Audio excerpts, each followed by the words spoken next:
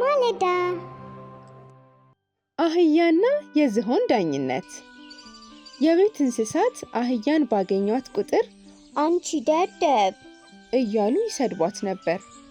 አህያውም እኔ ደደብ አይደለሁም፣ ለምን እንደሱ እያላችሁ ሞራሌን ትነኩታላችሁ በማለት ስድቡን ትቃወም ነበር። ከዕለታት አንድ ቀን ውሻ፣ ዶሮ፣ አህያዋና ድመት ሜዳ ላይ ተገናኙና እስቲ እንቆቅልሽ እንጫወት እሺ ተባባሉ።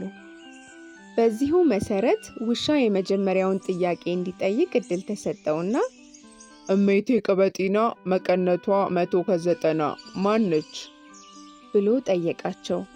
በዚህ ጊዜ ዶሮ ቶሎ ብላ ጭንቅላቷን ነቀነቀችና እንዝርት ነች ብላ መለሰች። መልሱ ትክክል በመሆኑ ጎበዝ ተባለችና ተጨበጨበላት።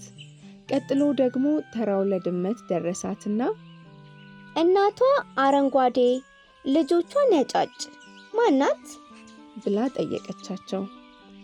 ውሻም ቶሎ ብሎ ቃሪያ ነች አለና መልስ ሰጠ። ብራቮ! ቃሪያ አረንጓዴ ነች፣ ውስጧ ያሉት ፍሬዎች ደግሞ ነጫጭ ናቸው። በትክክል ተመልሷል ተባለና ለሱም ተጨበጨበለት። ቀጥሎ ተራው ለዶሮ ደረሳትና ዶሮም የምትጠይቀው ጥያቄ ስለጠፋባት አይኖቿን ወደ ሰማይ አቁለጨለጨች።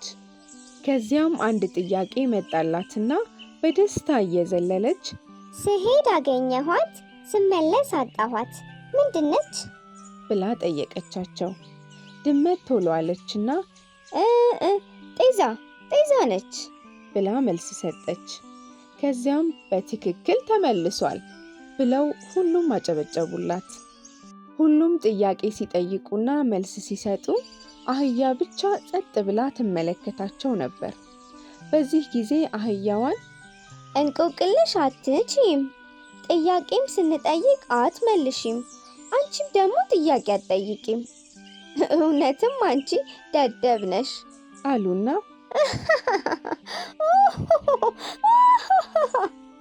ብለው ተሳሳቁባት። አህያ ግን እኔ ደደብ አይደለሁም፣ ደደብ አለመሆኔን ለማወቅ ከፈለጋችሁ እንወራረድና ዳኛ ፊት እንቅረብ አለቻቸው። ሁሉም በአንድነት ኧረ ድፍረት፣ በይሽ እንወራረድ አሏትና ተወራረዱ። ከዚያም አህያ ዝሆንን ለዳኝነት መረጡና የመረጡበትን ምክንያት አስረዱት። ፍርዱንም እንዲሰጥ ጠየቁት። አህያ ዝሆንም እሺ ወይዘሪት አህያ፣ ጓደኞችሽ እንቆቅልሽ አትችይም፣ ደደብ ነሽ እያሉሽ ነው። መከራከሪያ ሐሳብሽን አቅርቢ አላት።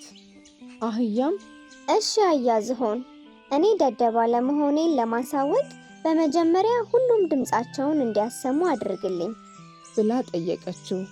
አህያ ዝሆንም በአህያዋ ጥያቄ መሰረት ሁሉም ድምጻቸውን ከፍ አድርገው እንዲያሰሙ አዘዛቸው።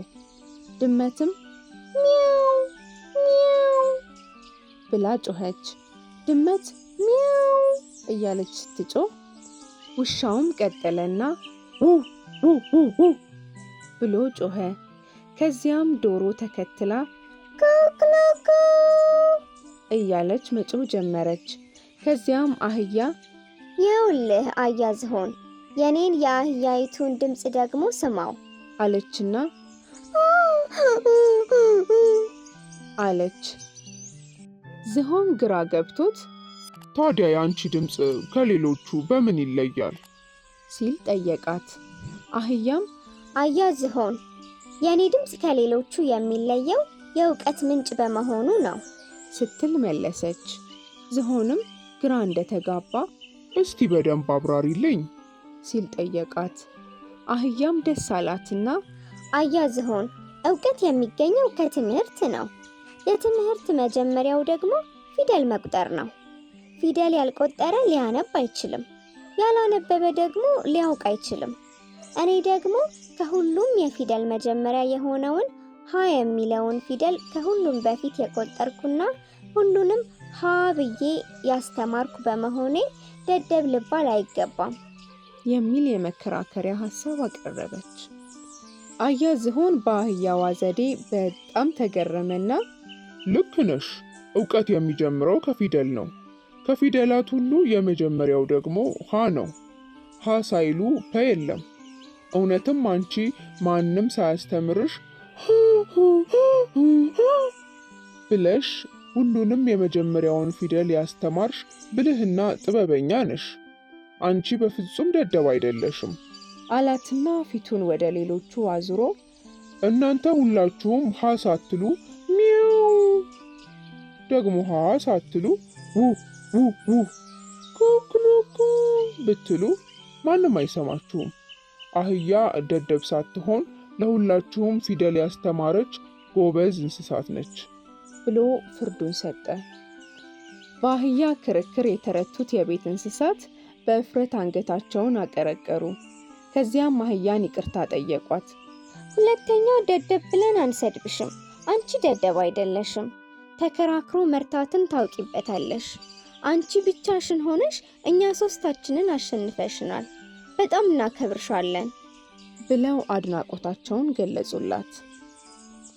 የአህያዋን ዘዴ የሰሙና አህያዋን ያደነቁ ልጆች ለአህያዋ እንዲህ ሲሉ ግጥም ገጠሙላት። ቂላቂል መስላቸው አንገቷን ስትደፋ አንቺ ከንቱ ብለው ሲዘልፏት በይፋ ዳኛ ፊት ስትቆም የሚችላት ጠፋ። ለፍጥረታት ሁሉ አራያ የሆንኩኝ ሀ ብዬ ቆጥሬ ፊደል ያስተማርኩኝ እኔ ከንቱ ነኝ ወይ? እስቲ ፍርዱን ስጡኝ በማለት በዘዴ ሁሉን አሸነፈች። እሷ ብልህ እንጂ መቼ ደደብ ሆነች። ከዚያን ጊዜ ጀምሮ እንስሳቱ መሰዳደብ አቆሙና በመከባበርና በመፈቃቀር አብረው በሰላም መኖራቸውን ቀጠሉ ይባላል። እሺ ልጆችዬ፣ የዛሬው ተረቴን እንዴት አገኛችሁት? ምርጥ ነበር አይደል? እስኪ በደንብ ካዳመጣችሁ አንድ ጥያቄ ልጠይቃችሁ። አህያዋን ሲሰድቧት የነበሩት እንስሳት እነማን ናቸው? መልሳችሁን ኮሜንት ላይ አስቀምጡልኝ። እሺ ልጆችዬ፣ ከዛሬው ተረታችን የምንማረው ማንም ልጅ ሌላውን ምንም አይነት ስድብ መሳደብ እንደሌለበት፣ ዛሬ ላይ ደደብ የተባለ በመጨረሻ ላይ ግን ጎበዝና ብልህ ሊሆን እንደሚችል ከዚህ ተረት መማር እንችላለን። ተረቴን መልሱ። አፌን በሰብስክራይብ፣ ላይክ፣ ኮሜንት እንዲሁም ሼር በማድረግ ያብሱ። እወዳችኋለሁ። ባይ